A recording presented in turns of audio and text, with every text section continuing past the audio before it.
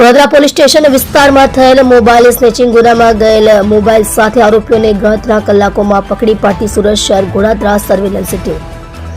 સુરત શહેર police commissioner Shri Anupamsingh Gahlot સાહેબ તથા ખાસ police commissioner Shri Wabang Samir sector 1 સાહેબ તથા ઇન્ચાર્જ નાયબ પોલીસ કમિશનર શ્રી જોન બે પિનાકિન પરમાર સાહેબ તથા મદદનીશ police commissioner Shri VM Jadeja સાહેબ ડી ડિવિઝન નાઓને સુરત શહેરમાં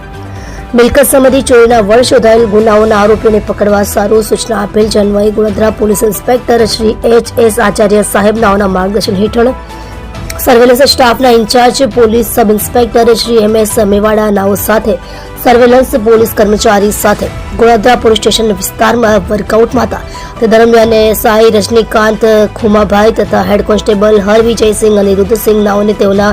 અંગત વિશ્વાસુ બાતમીદાર મારફતે પાક્કી બાતમી હકીકતના આધારે આરોપીઓ તથા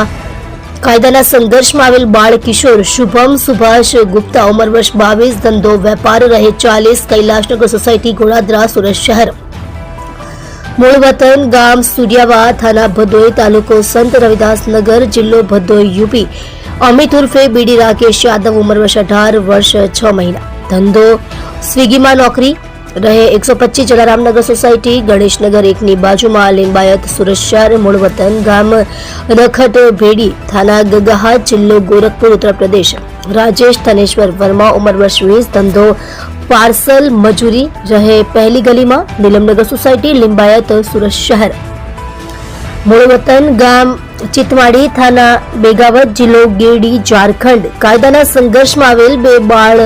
કિશોર નાઓને સ્નેચિંગમાં ગયેલ મુદ્દામાલ સાથે પકડી પાડી પ્રશંસનીય કામગીરી કરેલ છે।